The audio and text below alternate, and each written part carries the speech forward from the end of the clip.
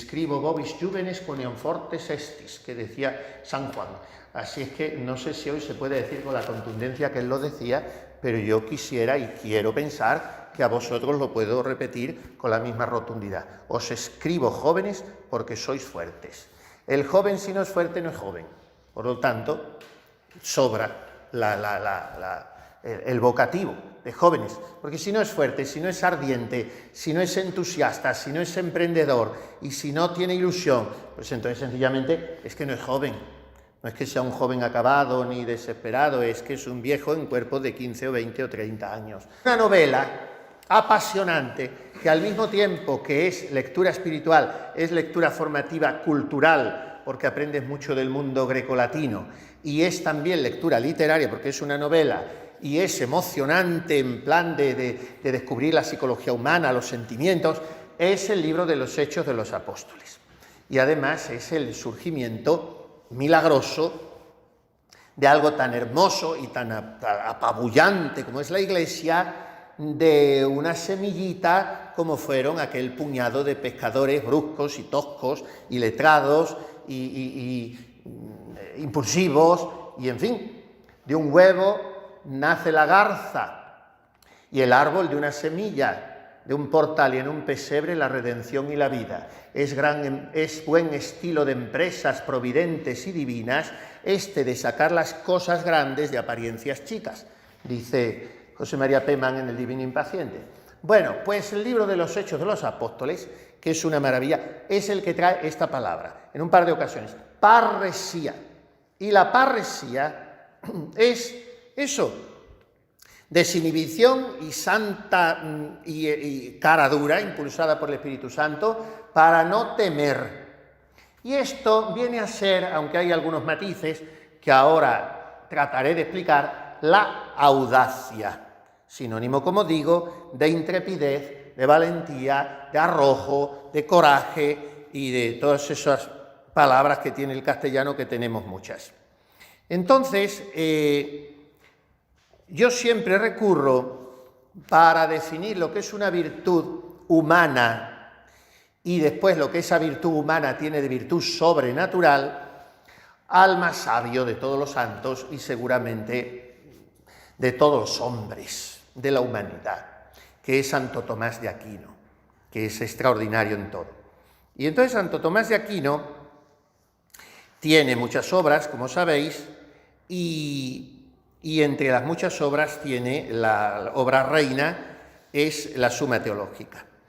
Y la Suma Teológica trata de todo, sobre todo en la segunda parte de la segunda, que solemos decir en latín la secunda secunde, y ahí es donde trata Santo Tomás. Yo lo voy a tratar brevemente, es donde trata de la audacia, y explica primero lo que es y segundo lo que no es.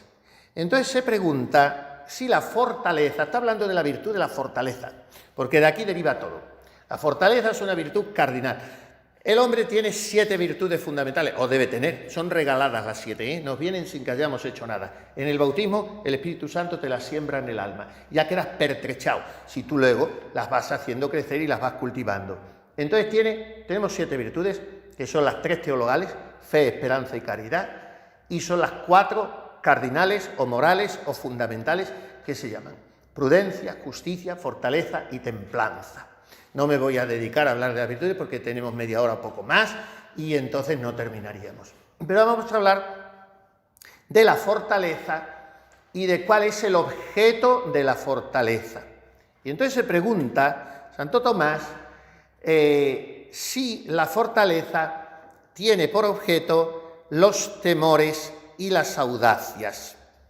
Empieza citando, como hace siempre algunos autores clásicos, a San Gregorio, a Tulio. Cuando dice Tulio, Santo Tomás, quiere decir Cicerón. Lo que pasa es que le nombra por Tulio, porque ya sabéis, los romanos tienen 3 nombres siempre: Marco, Tulio, Cicerón. Cuando dice Tulio, es Cicerón. Y bueno, después dice el filósofo. Cuando nombra al filósofo, con mayúscula, siempre se refiere a Aristóteles. Entonces, después de haber hablado, porque Santo Tomás tiene un método pedagógico absolutamente fascinante.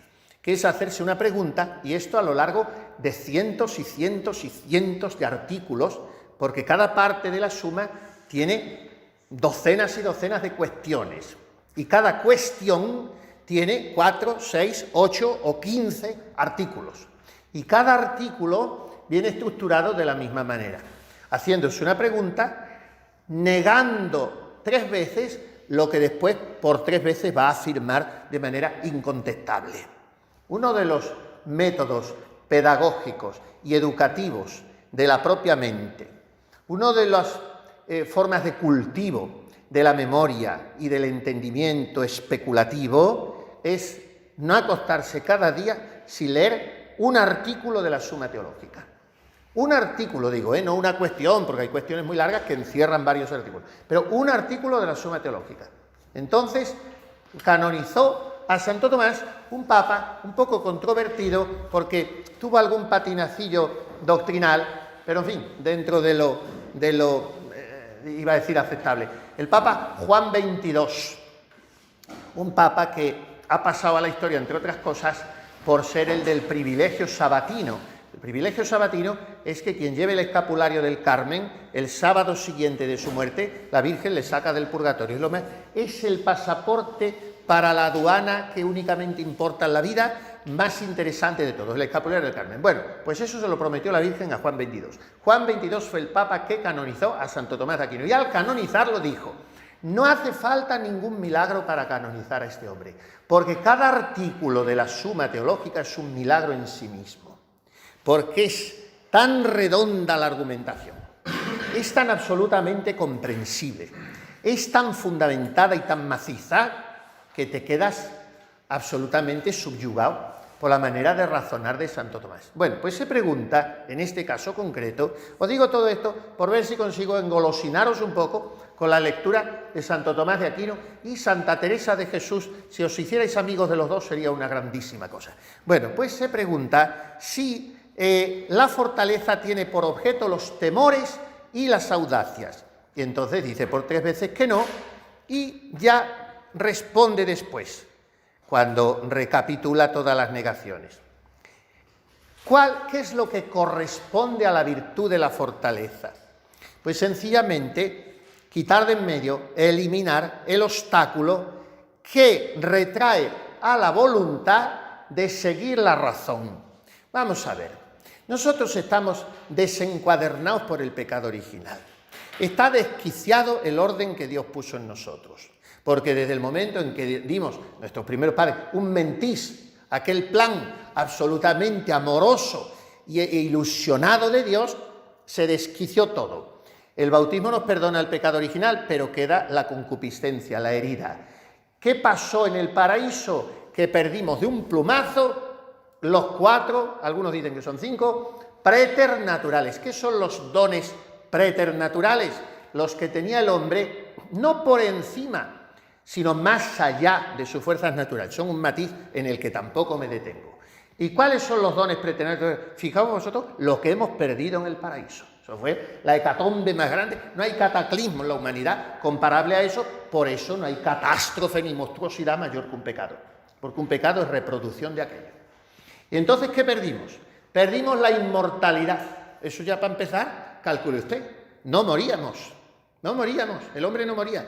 ¿Cómo después pasaba al otro mundo? Ahí los teólogos ya difieren un poco, porque Dios tiene métodos como Él quiere. Pero en fin, inmortalidad, impasibilidad. Tampoco nos poníamos malos de enfermedades ni de fiebre. Por eso nuestro Señor y la Santísima Virgen no estuvieron enfermos nunca, Se cansaron muchísimo. Sufrieron muchísimo, pasaron más hambre y más sed y más calor y más frío y más penalidades que nosotros muchísimo, dolores muchísimos en la pasión, pues figurad, pero enfermos no, porque no tenían el pecado original.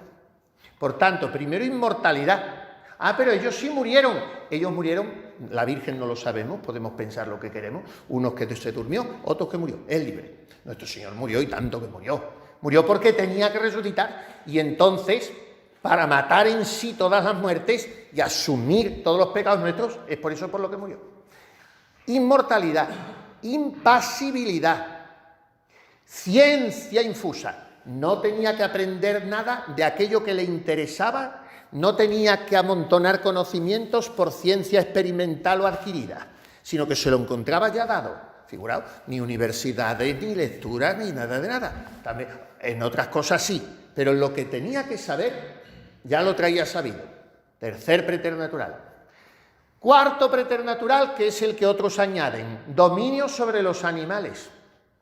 Y quinto preternatural, que en realidad es el primero y el más maravilloso de todos, integridad.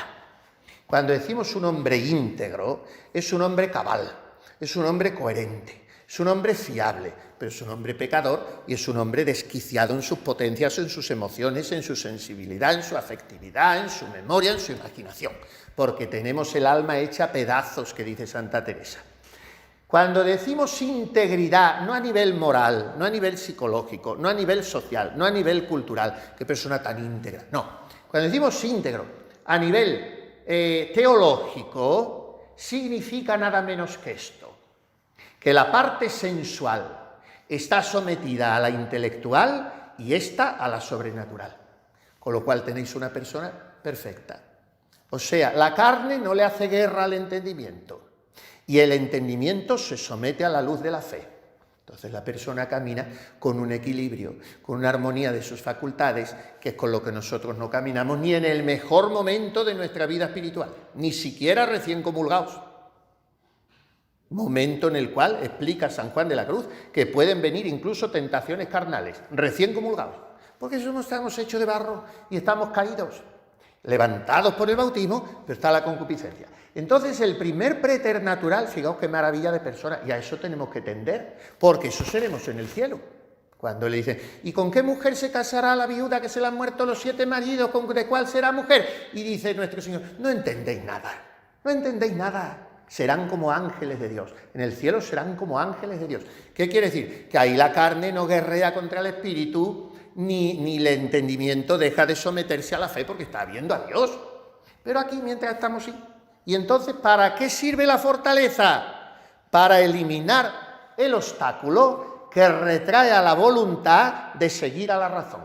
Y esto nos pasa muchísimas veces. Por eso somos peleles. Y por eso todas las instituciones hoy, educativas y gubernamentales, y esta gran confabulación mundial que hay de hacer una cosa absolutamente nueva, que será, y ya lo es, absolutamente vieja, quiere crear una juventud pelele, y es lo que ha conseguido en buena medida.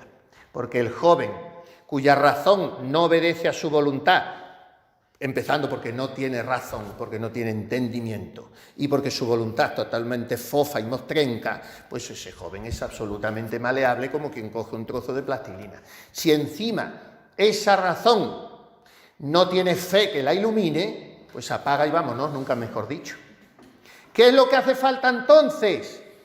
Un joven fuerte, porque es la fortaleza, no el voluntarismo, sino la fortaleza, don del Espíritu Santo y virtud teologal, la que te hace que tu razón mueva a tu voluntad para que diga esto fuera. Y entonces te vienen tentaciones de todos los flancos, o te viene una mala amistad, una mala influencia, y tú como eres un hombre, ¿qué piensas? Cuando digo un hombre y una mujer, no voy a caer en mi lenguaje es inclusivo como el de un castellano hasta las cachas que soy yo. Vamos, soy extremeño que es más que castellano, pero no las estupideces de hombre y mujer, no comprenderéis que no voy a estar yo en eso ahora. Entonces, un hombre, o sea, un miembro del género humano, una persona que lo es, y lo es íntegramente, trata de vivir obedeciendo a su razón para que su voluntad no esté al albur de su capricho, de sus veleidades. ¿Y cómo funciona bien esa razón? Porque la razón se obnubila, la razón se ciega, siguiendo la luz de la fe. Y esa es la fortaleza. Y esto es lo que dice Santo Tomás. El que uno se retraiga de algo difícil pertenece al temor. Por tanto, la fortaleza se ocupa del temor a las cosas difíciles. Pero hay que no solamente soportar con firmeza la embestida de las dificultades reprimiendo el temor, sino también atacar moderadamente. Por ejemplo, cuando sea necesario eliminar esas dificultades, para tener seguridad en el futuro. Y esto es propio de la audacia. Por tanto, ¿qué hace la fortaleza? ¿Qué tiene que ver la fortaleza con el temor y la audacia? Que reprime el primero y modera la segunda. Y este es un hombre audaz, el que vive tratando de eliminar los obstáculos que se interponen en su camino.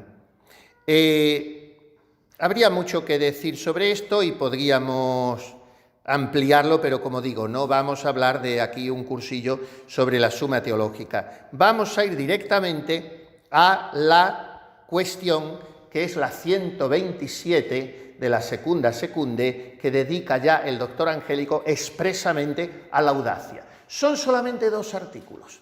Otras muchas cuestiones, como digo, tienen 8 artículos, 10 o 14, pero esta de la audacia tiene solo 2 artículos. Fijaos, son muy interesantes. Y se pregunta 2 cosas, Santo Tomás. Primero, ¿la audacia es pecado? Segundo, ¿la audacia se opone a la fortaleza? Ya tenemos mucho camino adelantado porque hemos visto que no se opone. Pero ahora lo va a tratar más perfiladamente. Primero, ¿la audacia es pecado?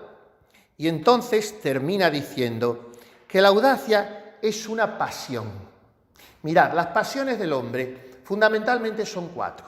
Según los filósofos antiguos, luego se pueden desdoblar en muchas horas, pero fundamentalmente son 4. Y es lo que nos mueve en esta vida, deseo, gozo, dolor y temor. Ahí está toda la persona. Y preguntándote en qué dirección está cada una de esa pasión, te saldrá la cuenta de cómo eres. Y cuando cada noche hagas examen de conciencia, lo puedes hacer de muchas maneras. Los 10 mandamientos de la ley de Dios, pum, pum, pum, pum, pum, uno por uno, a ver cómo ha ido.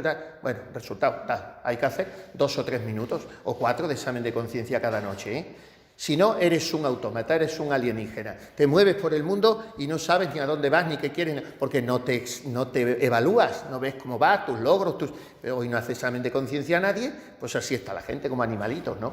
Pero hay que hacerlo. Los medios de hacer el examen de conciencia. Los 10 mandamientos, punto 1, manera primera. Segundo, los 7 pecados capitales. Hay que saberlos de memoria.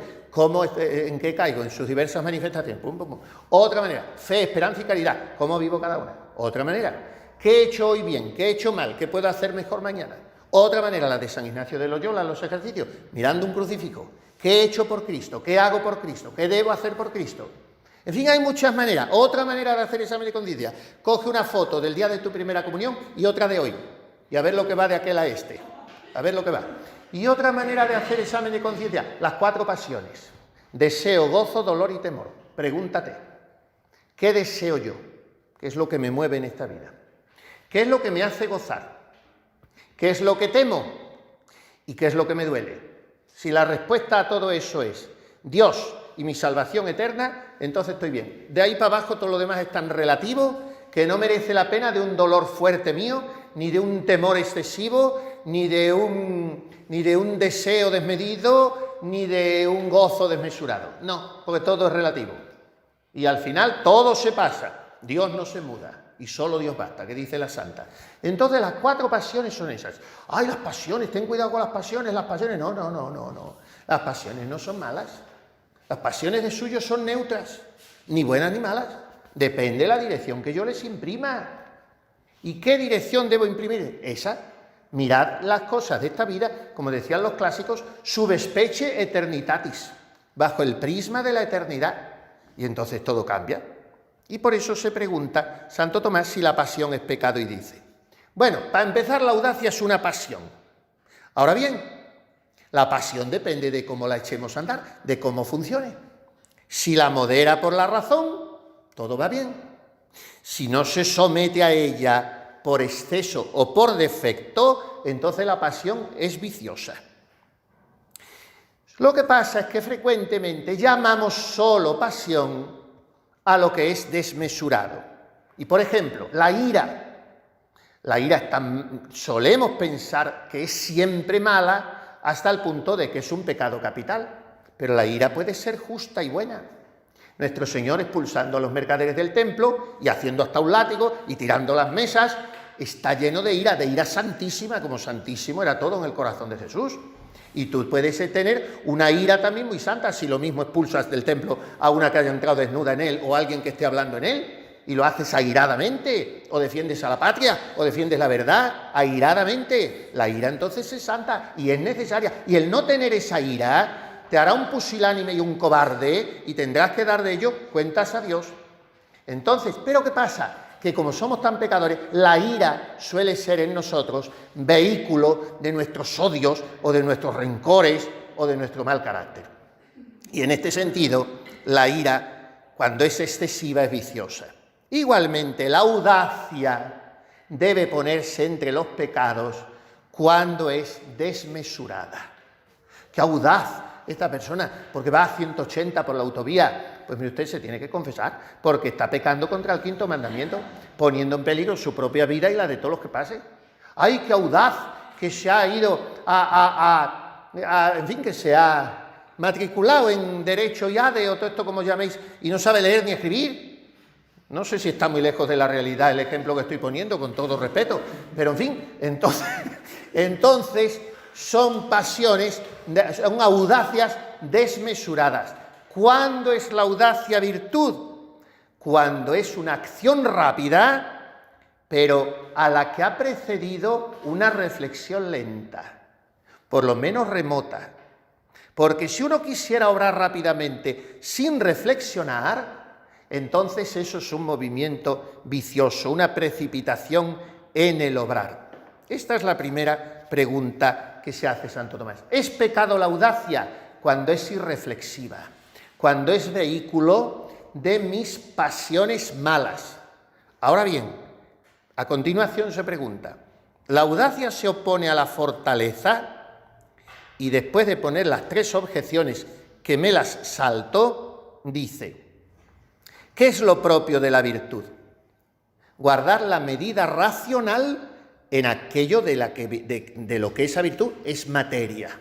La medida racional. ¿Cuál es lo propio de la estudiosidad? Que es una virtud que Santo Tomás define preciosamente en la Suma Teológica, contraria a la curiositas. A la curiositas se opone la estudiositas. ¿Qué es la curiositas? ¿La actitud de la vieja del visillo de saber la vida de la gente del pueblo? No, eso es, pues como digo, chismografía o cotilleo de vieja. Eso no. Curiosidad es el afán de saber por amontonar conocimientos en los que yo me pueda apoyar de manera soberbia, autosuficiente. Es el erudito por el prurito de manifestar esa sapiencia a los demás. Eso es curiositas. ¿Cuál es la estudiositas?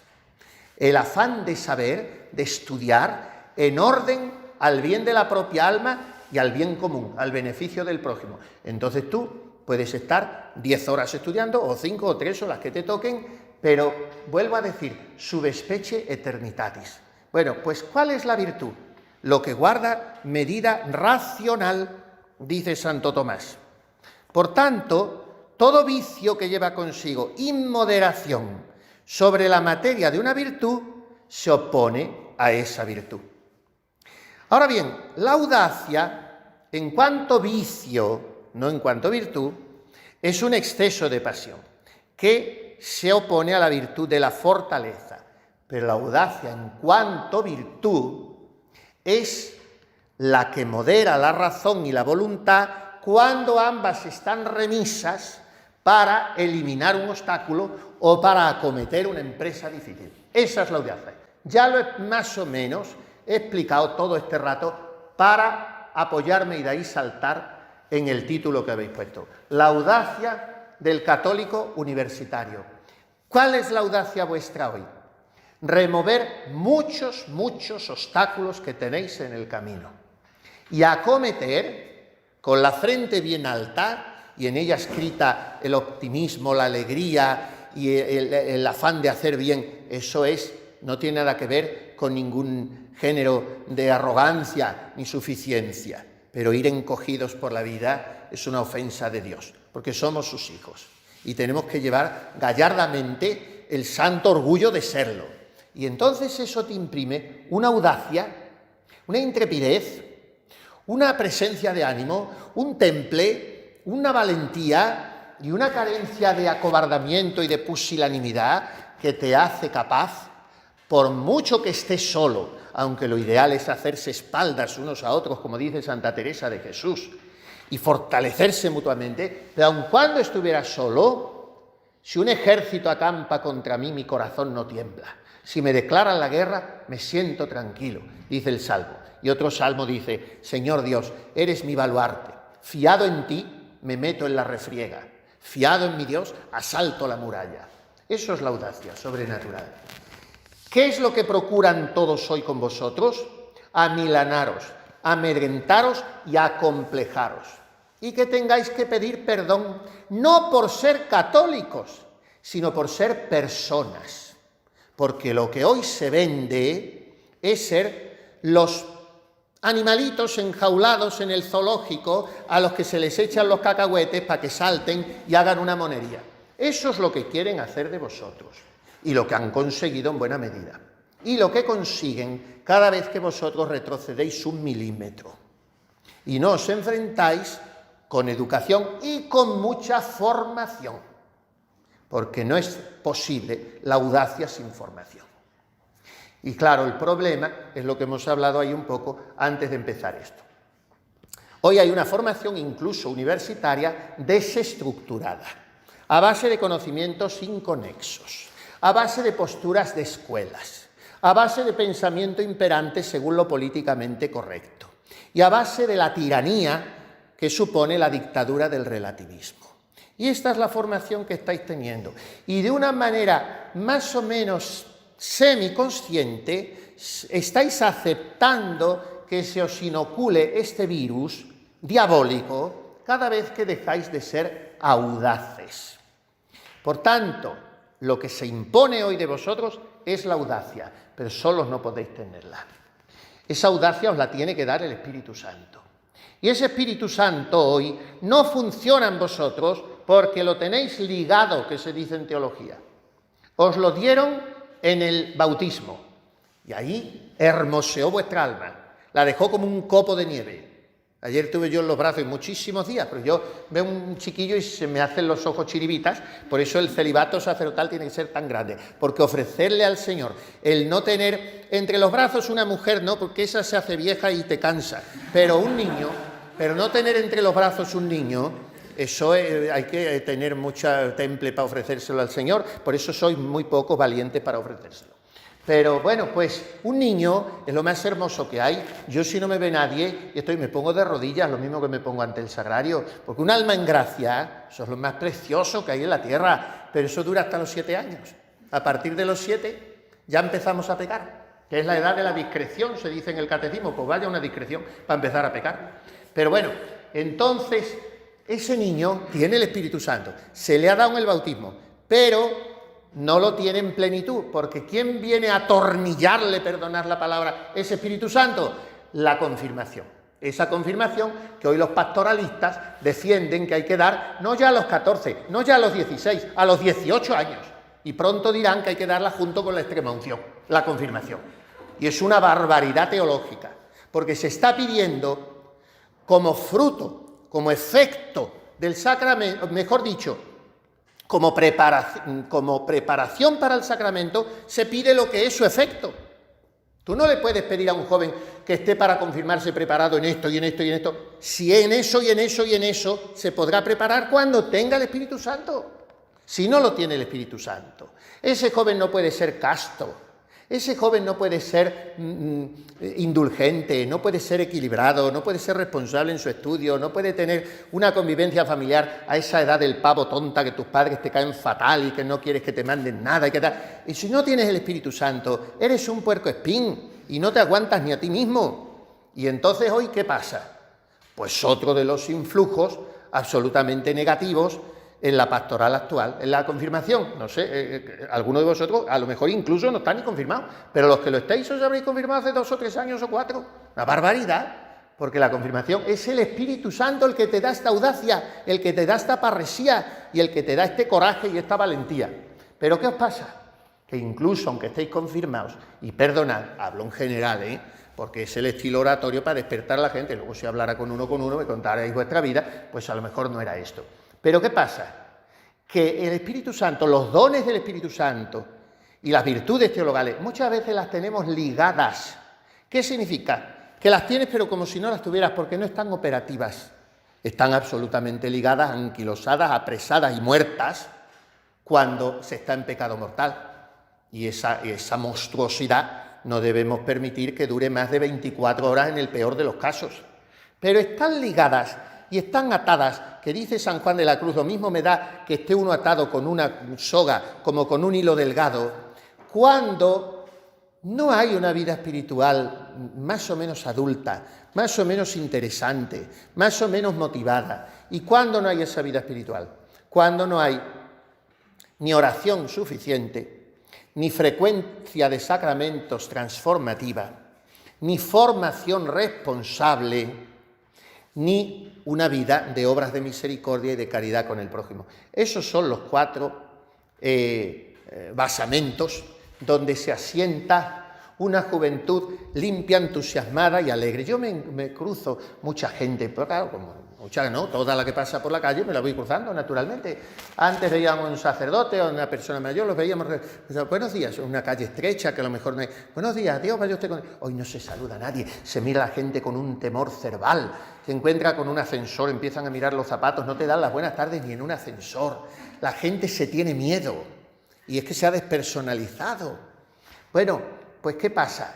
Que vosotros tenéis que sacudiros todas esas modorras y esos 4 fundamentos tienen que estar ahí. De lo contrario, no hay crecimiento espiritual. Oración, sacramentos, confesión y comunión frecuente y, si es posible, diaria, porque está el demonio. En el periodo de la juventud, y el periodo de la juventud, como he dicho hace un rato, dura de los 12 años a los 62, pues el demonio está así, y de los 62 a los 94, pues sigue estando así porque ya te vas a morir y quiere arrebatar la presa. Total, que el demonio está así siempre. Y entonces, ¿cómo se le conjura? Con la oración, con los sacramentos, con las obras de misericordia, porque si es oración y no se traduce en que perdonas, en que escuchas, en que comprendes, en que ayudas al que lo necesita, en que, en fin, soportas los defectos del prójimo, corriges al que le viene bien que le corrijas, lo que son las obras de misericordia, y haces una limosna si tu triste economía de estudiante te lo permite, y si no, pues ya la harás cuando puedas, pero... Y después, formación, y la formación es muy, muy importante, más bien es absolutamente irrenunciable. Os voy a contar una cosita muy breve y termino porque llevo 38 minutos y quiero que después habléis un poco vosotros. Mirad, a mí me contaron esta anécdota cuando yo tenía, me parece que no tenía todavía 14 años, para convencerme de la importancia de la formación y de estar preparado y de tener en casi todos los temas algún registro. No sé si a algunos os gusta el órgano, y el órgano cuando se toca pues se tira de un registro, flauta, oboe, bajo, continuo, en fin, y se tira y suena empastado de una manera o de otra el sonido.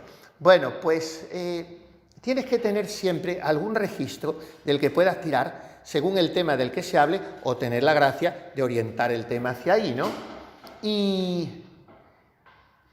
Y entonces, claro, si se habla de física cuántica, pues mire usted, no tengo registro, ¿qué quiere que le diga?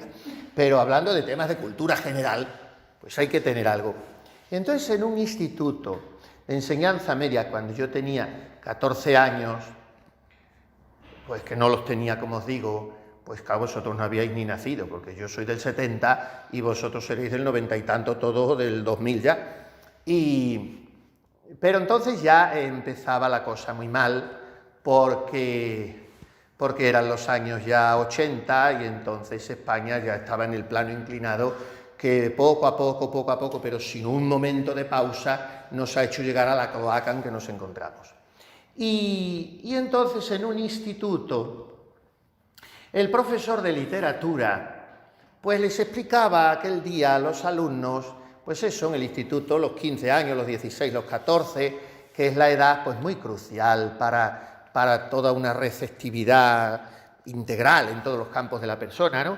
Y entonces aquel profesor, muy aparentemente erudito, pero sobre todo muy suficiente y muy suavemente prepotente, que es la peor prepotencia, pues entonces les hablaba a los alumnos de los diversos metros, las diversas formas métricas, estrofas de versificar. Ya sabéis que hay multitud de ellas, pues la cuarteta, el quinteto, el soneto, alejandrino, el tetrástrofos monorritmos, y la décima o espinela, y la cuadernavía, en fin, yo qué sé, multitud de ellos, romance, y entonces les explicaba la décima, una décima o espinela, que ya sabéis que son 10 versos de arte menor, octosílabos, que riman en consonante, y que rima el A, B, B, A, y luego otra vez A, C, C, no me acuerdo, pero en fin, la estructura se la explicaba, y entonces, para explicar cada estrofa, ese profesor aducía, y aunque no vinieran a cuentos, ejemplos de autores, incluso ejemplos de poemas, pues unas veces picantes y otras veces descarada y grotescamente obscenos. Y esto a los muchachos de 14 o 15 años.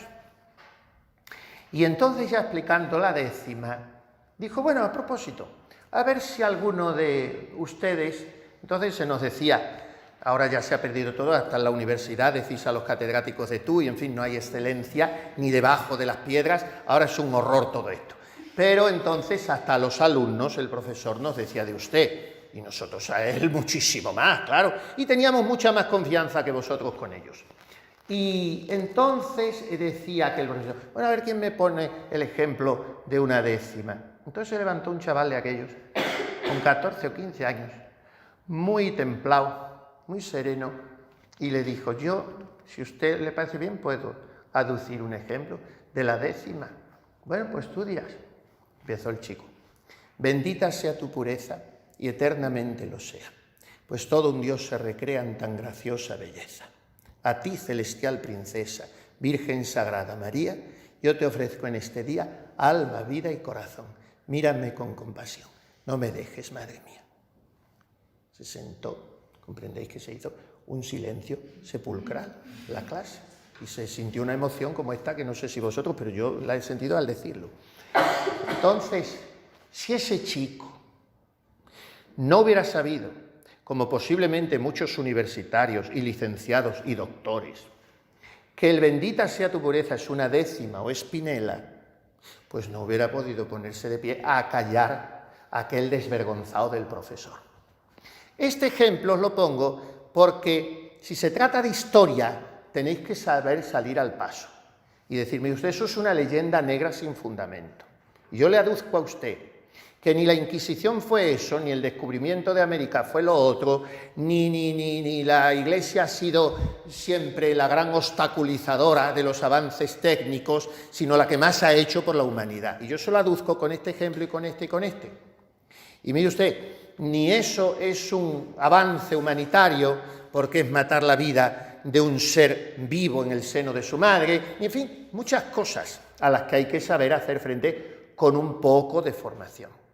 Por tanto, la audacia vuestra no puede ser la que se basa en la fe del carbonero, y en que eso me lo dijo mi abuela. Vuestra abuela os dijo las cosas seguramente más importantes que vais a oír en vuestra vida, pero no os las formuló de una manera científica. Os dijo que lo primero era Dios, y la visteis más de 4 veces con el rosario en la mano, y esto es lo que cuenta al final. Pero claro, vosotros sois universitarios, y ellas no lo eran. Y entonces hay que saber dar razón de vuestra esperanza a quien os la pidiere, dice San Pedro. Y San Pablo dice que hay que hablar opportune et importune, a tiempo y a destiempo, oportuna e importunamente. Y hoy habla importunamente todo el mundo. Y el católico no puede hablar ni siquiera oportunamente. ¿Pero qué es este acorralamiento? Dios nos va a pedir cuentas de esto. Nos va a pedir cuentas. Porque el que se avergüence de mí delante de los hombres, de ese me avergonzaré yo ante mi Padre Celestial. Está dicho por él. Y él no puede engañarse ni engañarnos. Así es que audacia. Y para eso amistad, quererse, círculos de formación, como este que estáis haciendo. He estado preguntando a los gerifaltes, al presidente, al expresidente, al vicepresidente, al secretario, al tesorero, porque aquí hay más cargos que gente, y he estado preguntando antes de empezar, digo, ¿qué hacéis? Dice, pues sí, mire, hacemos varias actividades de esto, de lo otro y tal y cual. Bueno, pues todavía hacéis muy pocas, pero no está tanto en moverse, que hay que moverse y mucho, pero mirad, el alma de todo apostolado es la oración. Y si no hay unión con Dios, si no hay intimidad con el corazón de Jesús, si no hay cariño con la Santísima Virgen y si no hay vibración eucarística, porque el cuerpo, no solo el alma, fijaos lo que os digo, sino el cuerpo te pide ir a comulgar, porque solo así se te bajará la fiebre, entonces tienes que comulgar más veces y tienes que ser un hombre muy normal, muy alegre, con mucho sentido común, mucho sentido del humor, mucho sentido de la amistad, mucho sentido de la belleza, de la vida, y ser un hombre muy positivo y una mujer muy delicada y muy femenina y con carácter, que arrastréis a los hombres, que ese es el drama de la situación actual, que vosotras no tiráis del carro, y si en una sociedad la mujer no tira del carro, ese carro está parado, porque esto lo gobiernan las mujeres, y se ha terminado.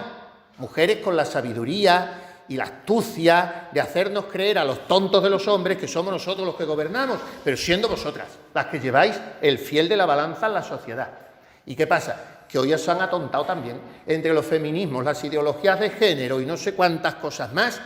Entonces no, acordaos, pero en plan bien, de aquella jota de la zarzuela, gigantes y cabezudos.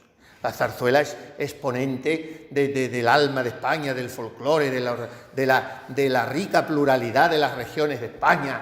Y entonces la zarzuela pues tiene de todos los territorios hispánicos, porque también la hay incluso hispanoamericana. Bueno, pues la zarzuela Gigantes y Cabezudos del maestro Fernández Caballero tiene una jota en la que después de haberse sublevado las placeras, las verduleras que venden en la plaza y tal, se sublevan porque les suben la cuota que tienen que pagar, entonces se produce allí una especie de motín y viene un guardia y las quiere reducir y ellas salen capitaneadas por una gorda y cantan y dicen: si las mujeres mandasen en vez de mandar los hombres, serían balsas de aceite los pueblos y las naciones.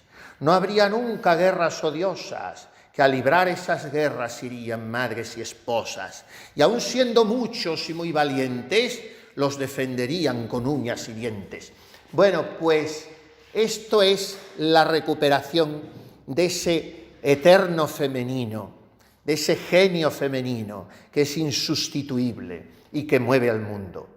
En la Iglesia se pedía antes, cuando se hacían preces interesantes, y no se pedía por la ecología y por la globalización y por los inmigrantes y por el progreso de los pueblos, entonces se pedía pro devoto femineo sexu, que significa por el devoto sexo femenino, porque la mujer, por su propia naturaleza, es más inclinada a la piedad, es más inclinada a las cosas de Dios. Y el hombre también, y tiene que defenderla, y tiene que ser un hombre de fe, pero esa delicadeza y esa ternura de la mujer, que además es la educadora, porque un gran santo español del siglo XIX, uno de los santos más devotos de Santa Teresa, estaba enteresianado, decía él, un catalán, San Enrique de Osó. El siglo XVI fue el que dio a la Iglesia santos más extraordinarios, quitándolos de los primeros siglos, pero fueron sobre todo de Castilla. Pero el siglo XIX, la densidad de santos españoles se concentra en Cataluña. Cataluña, cuando no está podrida, es una tierra maravillosa en todos los sentidos. Ahí ves, Sancho, le dice Don Quijote al final de su obra, hace decir Cervantes a Sancho cuando lleva a Don Quijote hasta Barcelona y a sus puertas dice: ahí tienes Barcelona, el archivo de la cortesía. Bueno, pues Cataluña es Cataluña y ha sido muchísimo para España y por eso también se han empleado a fondo en pulverizarla y el alma catalana en desintegrarla. Bueno, pues todo esto era para decir que San Enrique de Osó dice: el que educa a un hombre, el que educa a un niño, educa a un hombre. El que educa a una mujer, educa a una familia. Por eso es muy importante. El papel, yo no vengo aquí a hacer captatio benevolencia de las mujeres ni nada, pero el papel, para mí tengo que la situación caótica actual en la sociedad está en buena medida determinada por la pérdida del norte de la mujer, que no reputa como su timbre de gloria mayor y su misión más específica. Esto me oirían las feministas y me picarían para albondiguillas, pero me da igual, el ser esposa y madre, que es lo más grande que se puede ser, claro. Entonces, todo esto viene impulsado por la audacia. Yo he tenido la audacia de echaros esta charla, tendré la audacia, no sé bien, de decir que la pongáis más al público o menos, ya lo estudiaremos. Y vosotros tendréis la audacia de ahora hacer las preguntas que queráis o decirme, no me ha parecido bien esto que usted ha dicho, que es otra manera de audacia, si se dice con educación. Por mi parte, hasta aquí. He dicho que había hablado 38 minutos y ahora me he plantado un 51, porque mis epílogos son así.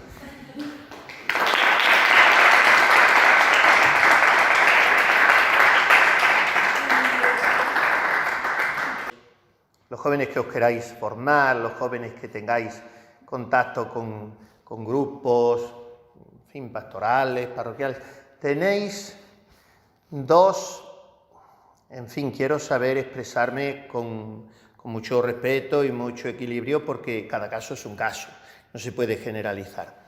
Pero yo veo dos errores, dos extremos en los que cae hoy o se le hace caer al joven, que son dos extremos que se dan un poco la mano, que uno sería no lo voy a llamar intelectualismo siquiera, sino digamos el cerebralismo.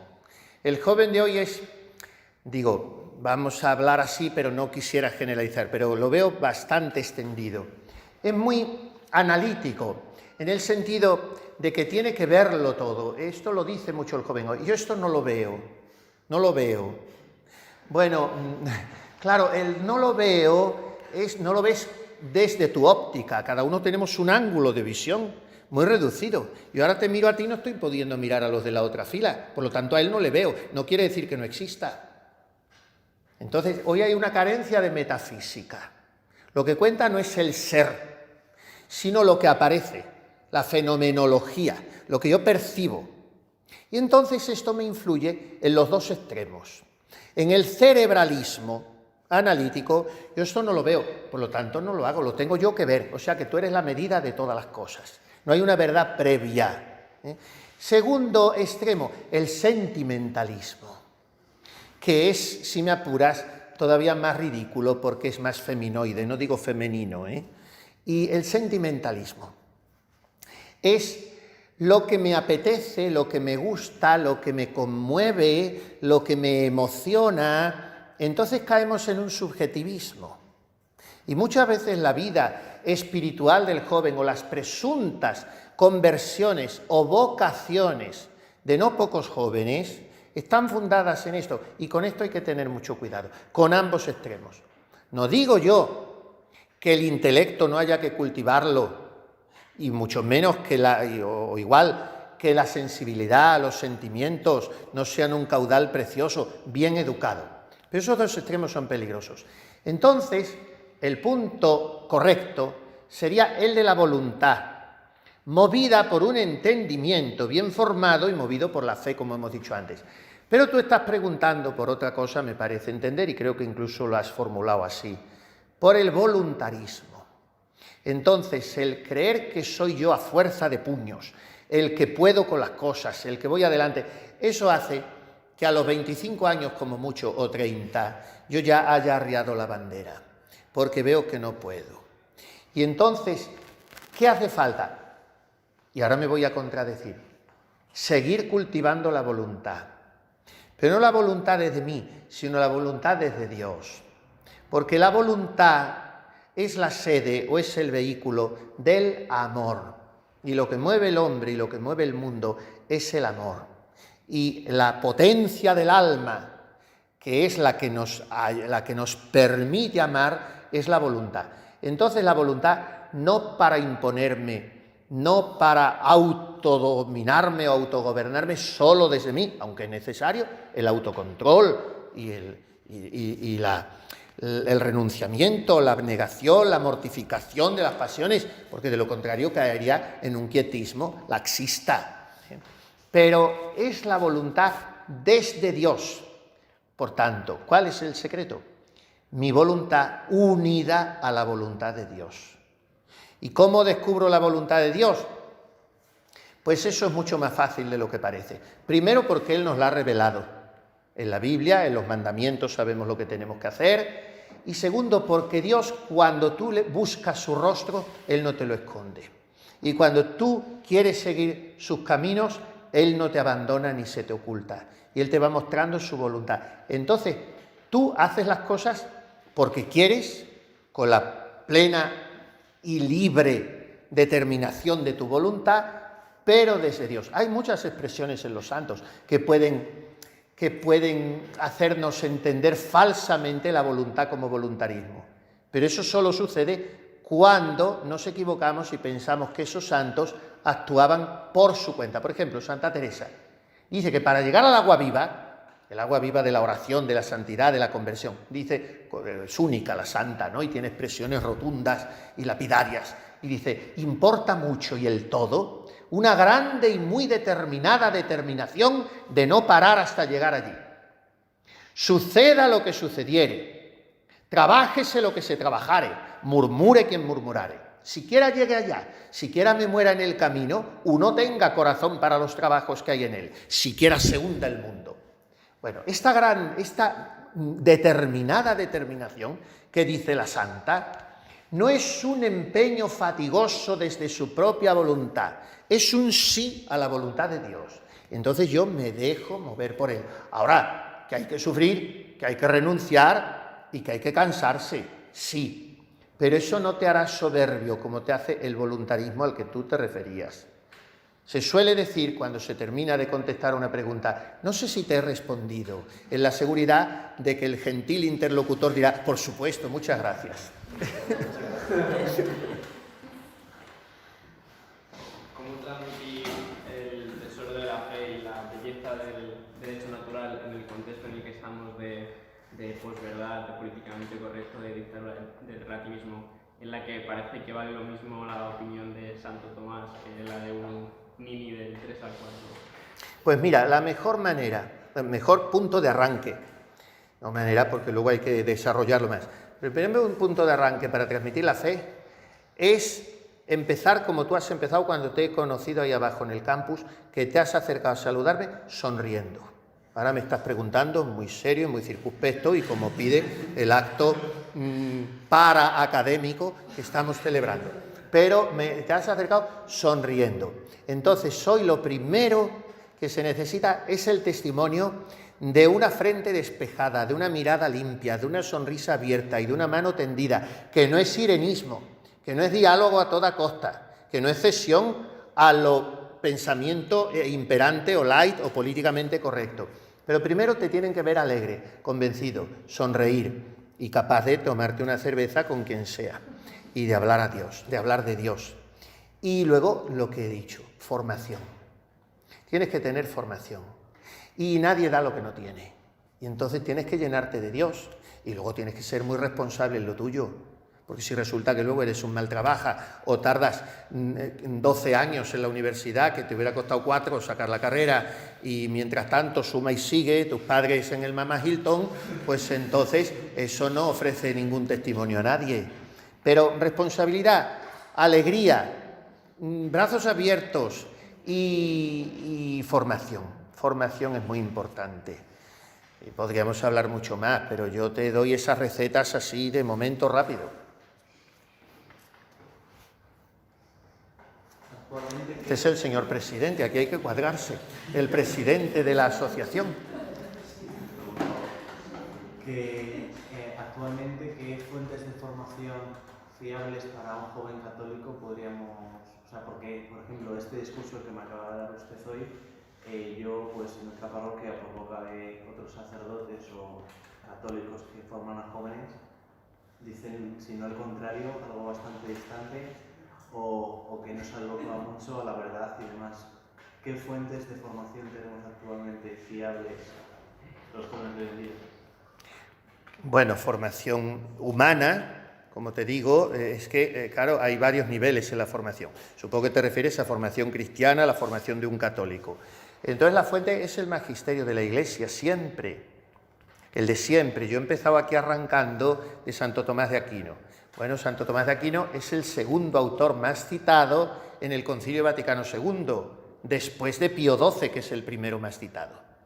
Yo no sé cuántas encíclicas de Pío XII o cuántas cuestiones de la Suma Teológica habéis leído en vuestra vida. No sé cuántas encíclicas contundentes, rotundas y magníficas de Juan Pablo II, que os queda más cerca en el tiempo, habéis leído. No sé si a estas alturas de vuestra formación universitaria habéis leído Fides et Ratio de Juan Pablo II. No sé si habéis leído Veritatis Splendor de Juan Pablo II.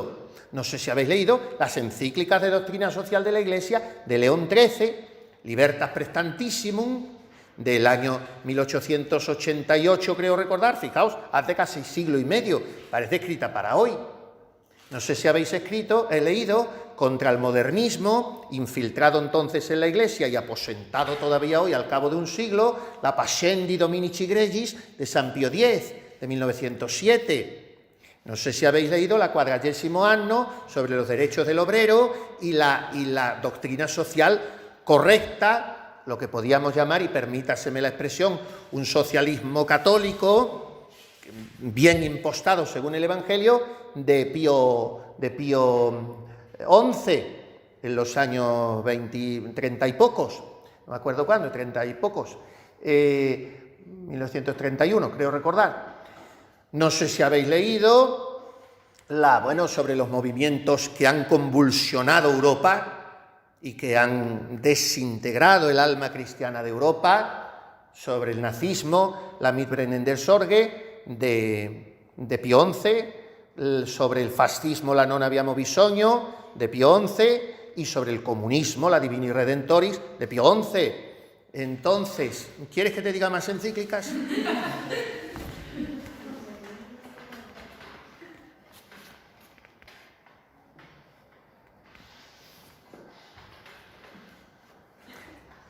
Está bien, están bien servidos. Yo me tengo que ir ahora a otro acto académico a las 7, a la otra universidad que está en el otro extremo de Madrid, y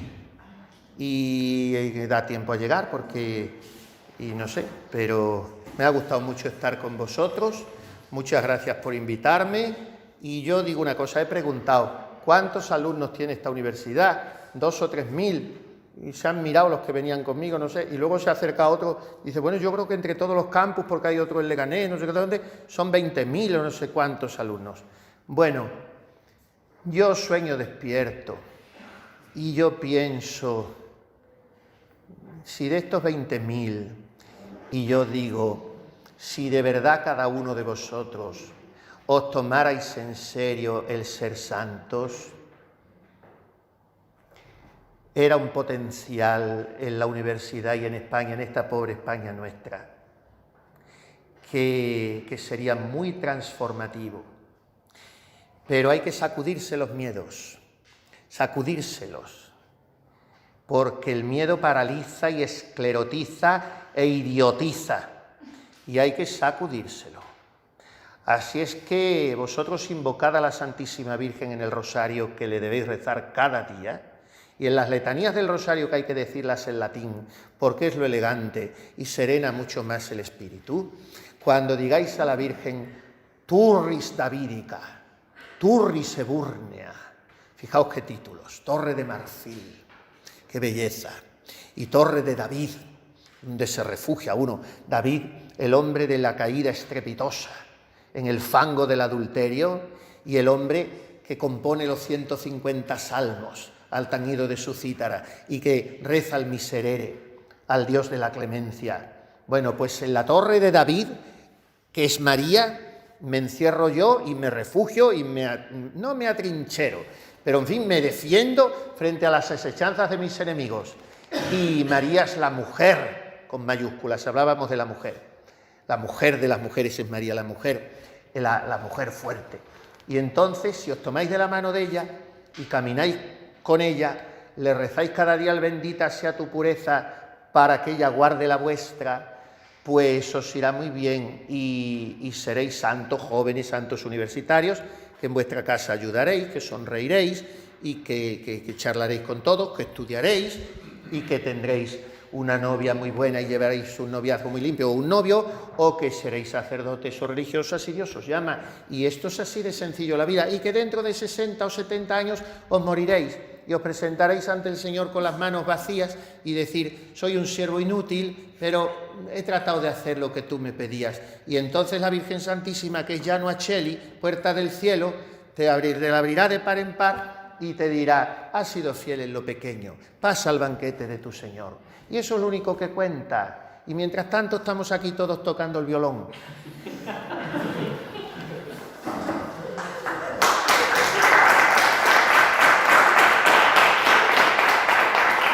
Os voy a dar la bendición, que es lo que yo sé dar. Escapularios y bendiciones. Escapularios no he traído, pero bendición os la voy a dar con todo mi cariño. Dominus vobiscum. Et benedicat vos omnipotens Deus, Pater et Filius et Spiritus Sanctus. Muchas gracias.